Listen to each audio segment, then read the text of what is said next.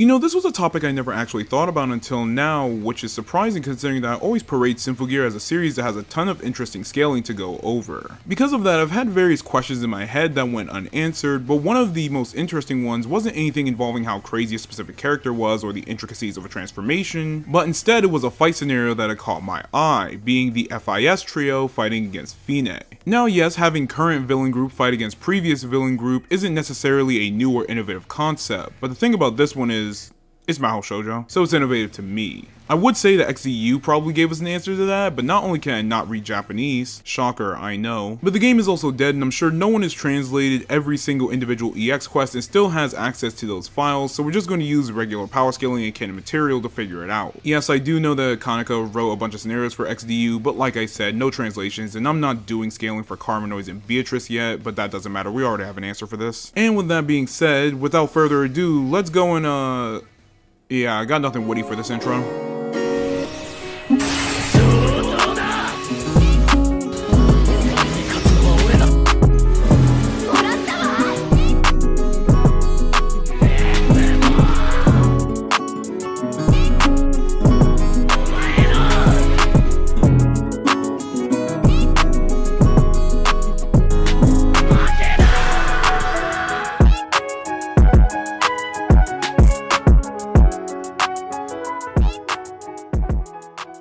The reason I think this fight is really interesting is mainly a couple of reasons, but one of the reasons being that I feel like we don't get enough time with the F.I.S trio prior to any sort of power escalation in terms of scaling, and the same goes for Finé, as Finé only got 3 fights, and I'm using the term fights very liberally here, and the F.I.S trio only start getting more attention and scaling with fights from GX onwards. However, another reason is that this group does also parallel our main group with several aspects, so the answer is a bit up in the air as for exactly who would win, as there isn't anything directly stating what this outcome would be. Going over this, I do want to go over exactly what makes this fight work and not an outright stomp in one of the two's favors. Despite our primary color trio being a group that had already defeated Finé prior to fighting the F.I.S trio with their X drive, there are several statements that imply that those from the F.I.S trio would only be on par with these users from the lunar attack individually. As when they see Hibiki use the S2CA, Mario refers to the group as monsters, despite this attack being intended to replicate the power of the falling moon incident,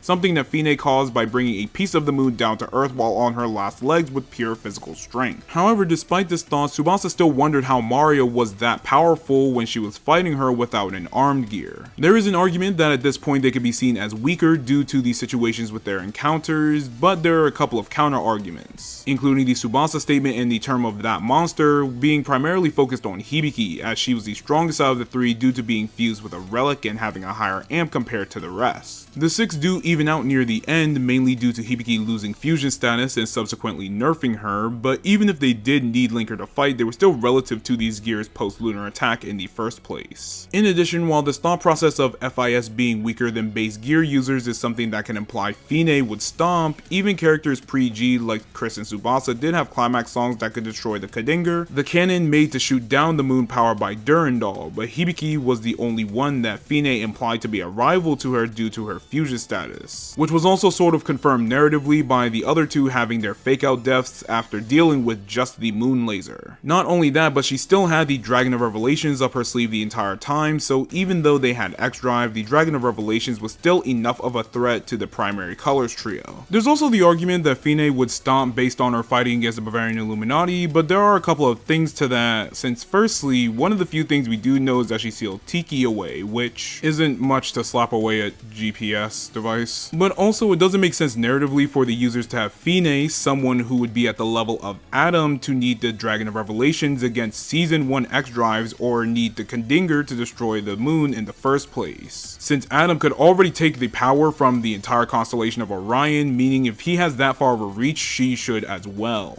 Not to mention, this is an Adam who scales to Saint Germain and the Alkanoids, who are far above the Nephilim that threatened to destroy the planet just by being near it. They were stated to be put into hiding and only came out when Finé finally died 400 years later, but that isn't to say that Finé just one-shots the entire Illuminati no matter what form. It sort of just implies that Finé knew what they were trying to do and they knew that she was going to stop it regardless. Otherwise, like we said, it doesn't really make sense that a character who should be scaling far above a planet level threat to need an outside device to destroy the moon of all things. So going over this fight, the two groups do seem to be a bit closer in comparison, so I'll go over 3 different scenarios. The first one is the F.I.S. trio post-lunar attack arc versus base Finé with the Nehustein. The second scenario would be the F.I.S. trio post-lunar attack arc versus the Dragon of Revelations. And finally, just for laughs, the F.I.S. trio post-Nephilim fight versus the Dragon of Revelations. As for any sort of setting or win conditions, I'm going to put them in the exact same situation as the original Gears with their same win conditions, meaning that they'd be trying to stop the Khadingar from destroying the moon, as well as defeating Finé in each of her forms. These scenarios make the most sense since this not only gives the F.I.S. trio a definitive reason for being there, which would be to stop the destruction of the moon, but also this would show Finé at her peak.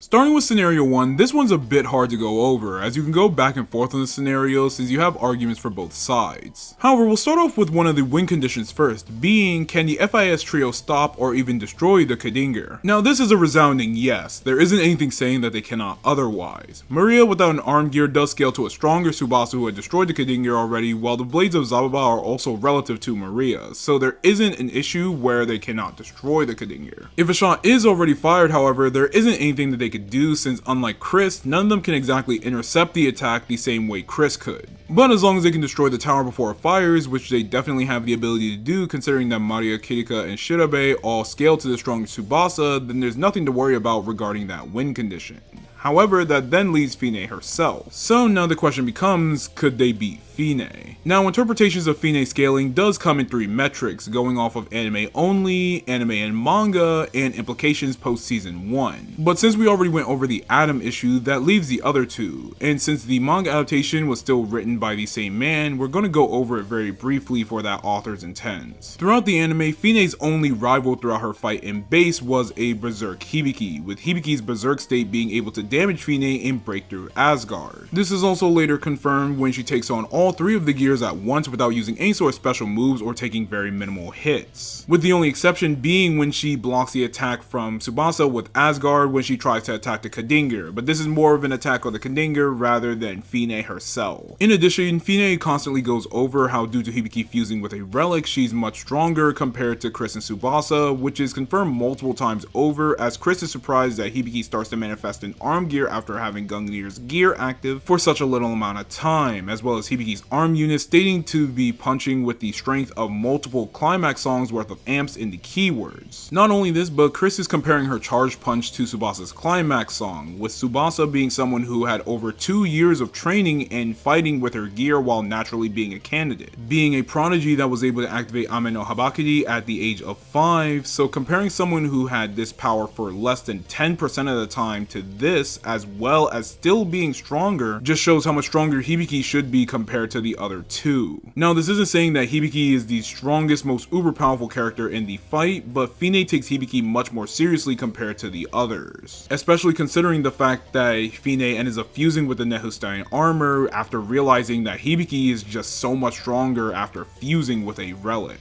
But despite this power differential, the F.I.S. trio still do scale to a stronger Hibiki somewhat, as Hibiki in the following arc would finally receive an arm gear and would still be considered to be stronger than the other 2 users, further implying this power imbalance. On top of that, they don't seem to find the other 2 as much of a threat, as Dr. Vare, someone who watched Hibiki destroy the Nephilim that gets stronger from eating relics, gave the blades of Zababa additional linker to fight against a base Hibiki, while even Kirika would be able to press Tsubasa later on before the frontier activates without the need of giving her any sort of nerf. So going over that they should be relative to Hibiki here, as Chris and Tsubasa are also relative to said Hibiki, they'd have to deal with the Nehustein's regenerative abilities. So, can they?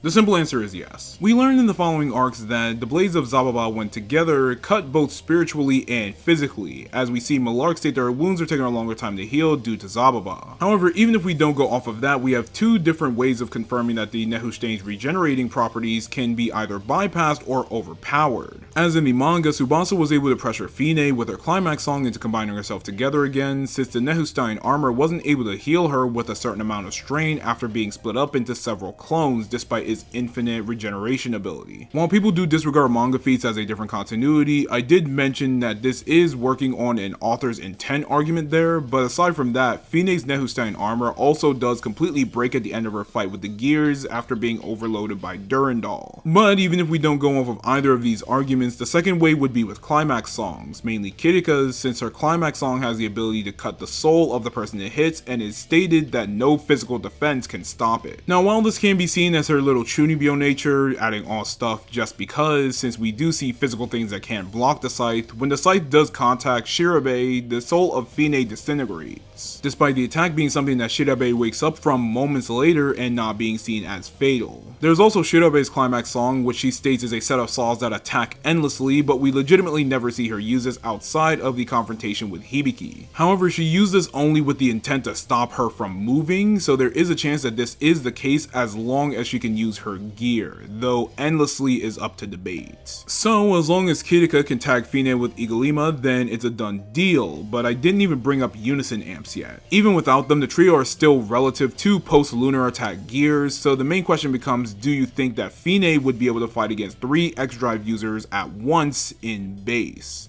And the answer to that question is a solid maybe. Finé was able to bring down the moon fragment on her last legs after the Nehustein armor began to crack and fade, and the gears required an X-Drive and a climax song to blow up said moon fragment. Now Finé did fuse into the Dragon of Revelations afterwards, but that isn't to say that she wouldn't be able to fight against them for a little bit, more so that she was going to use a power beyond what they had the ability to deal with. However, this does also provide some sort of credence that the Nehustein can be overloaded, since even though Finé was relative to these X-Drive gears, she still opted to fuse with Noise and Solomon's Cane on top of using Durandal as well to fight them. But it is pretty obvious that this one would clearly go more in favor of the F.I.S. trio, just due to them scaling above a set of people that just beat Finé. Scenario 2 would be a much bigger deal, since this would be a Finé fused with Noise as well as 2 relics. And there's no real way to sugarcoat this would be in Finé's favor and would most likely be ending in her victory. While the F.I.S. trio do scale to stronger gears, these gears still had trouble fighting against the Dragon of Revelations in the first place, despite the massive amps they received. Not only did they need a specific plan, but that plan involved forcing Finé to air out the dragon with continuous firepower from Chris and snatching Durandal from her. However, all of this is stuff that the F.I.S. trio just do not have access to, even if you were to give them X-Drive. None of them have the firepower Chris has due to Ichival, and even if they did, it's another thing to take Durandal away from her, since the Nehustein's regen also carries over to the dragon, since it heals after taking a couple of attacks from Tsubasa and Chris. Now, if they do miraculously find a way to get Durandal out of her hands, they could use their own variant of Sympho Gazers, since once a complete relic is activated, anyone can use it. But not only would they need to get to that point in the first place, but it also wouldn't be as strong compared to Hibiki's, as the Synchro Gazer keyword states that the energy released by Durandal when held by Hibiki was much stronger compared to what it was normally released. I did also see an argument about Durandal corrupting the user, since each time Hibiki used it, it caused her to go berserk, but this is the thing with only Hibiki, as Finé doesn't go corrupt with it when she holds it despite being a fusion herself. On top of that, the keyword for Synchro Gazer does say that Durandal only increased the destructive impulses in Hibiki, who was fused with Gungnir, so this is strictly a Hibiki thing, considering the fact she already had these destructive urges beforehand. In addition, there were also implications that Tsubasa herself could activate and wield Durandal, but that's completely up to speculation. In short, just know that if any of the F.I.S. trio were to get a hand on Durandal, they can use it without any sort of issues, but it wouldn't nearly be as powerful. Now, even though this F.I.S. trio were able to scrap with these users with these X-Drive level amps, they weren't truly able to win against any of them without outside help, with every one of their fights either being cut off or with the primary colors trio being nerfed in some way. You could say that if you give them X-Drive, they could potentially stand a chance, since X-Drive is the same multiplier regardless of what gear it is, but there's also the issue of them being able to actually land a critical blow onto the dragons, something else that is also very unlikely. Funnily enough, it was implied that the only way the previous users could have won in that scenario was by taking Durandal, since none of them even considered using a climax song until after the moon fragment started to fall. So it could have meant that even with a Climax Song amp, they still wouldn't have been able to defeat the Dragon of Revelations unless they specifically had Durandal. Now this is different when it comes to the F.I.S. trio since they have an auto win button in the form of Kirika, but it's hard to say that these three at this point would be able to land a devastating blow. Something you could go over is that their X drives here would scale to the full power Nephilim, which threatened to destroy the planet, but the best we can do is scale their X drives to a significantly nerfed Hibiki, as Hibiki here would have actually dropped in power to the levels of Tsubasa and Chris, due to losing fusion status after getting hit with the Shenshojings, so it's pretty difficult to say that they will be able to even steal this win if they even had a chance in the first place.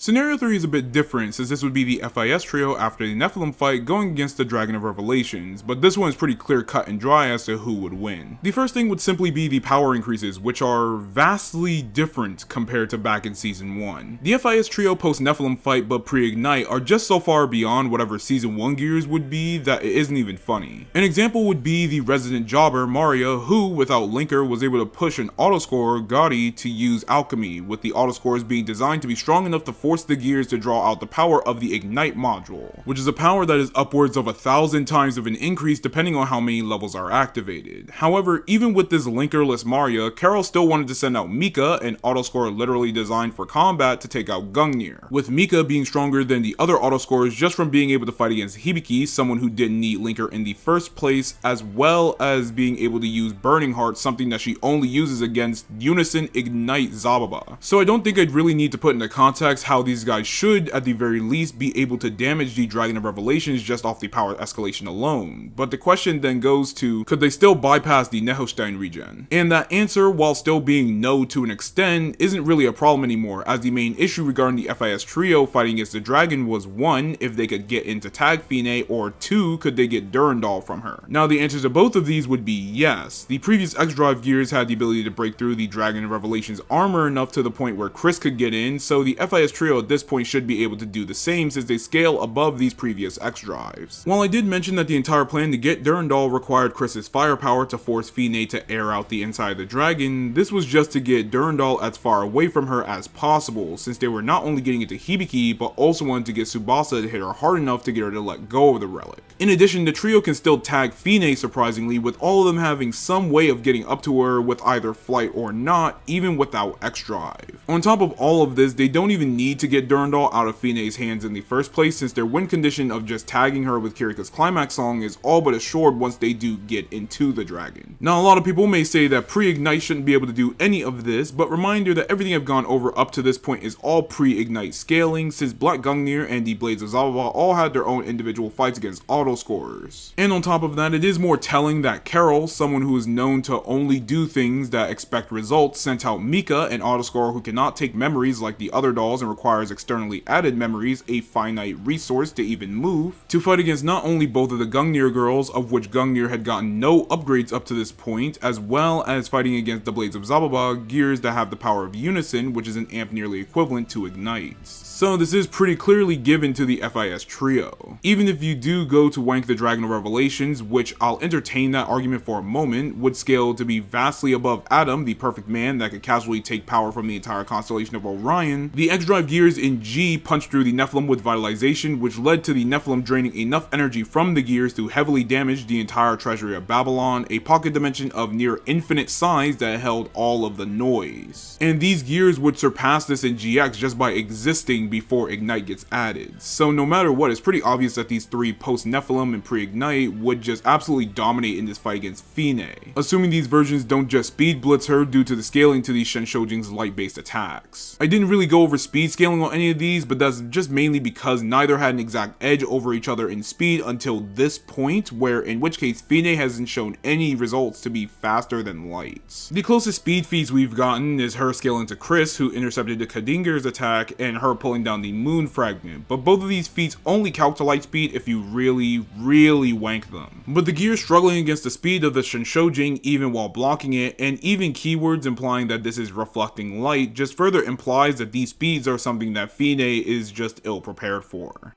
Thanks for watching. I really enjoyed this topic in particular, mainly because this was a topic that, even though I never thought about until now, it was quite interesting to think about. After all, I was just in a car ride and I realized that this is a scenario that could be discussed, then proceeded to bomb rush my brain with different scenarios. I've been working on something big, so the next video may look a bit different compared to the way the other videos look, but this is something that's been hitting at a lot, so you guys should be able to figure it out. I've also been speaking to people relating to this, so this one will definitely have more effort put into it and be formatted a bit differently compared to my other videos. That being said, be sure to like and subscribe if you enjoyed, or if you hated the video, give me a moon-sized dislike and tell me why Finé solos, and as always, ciao.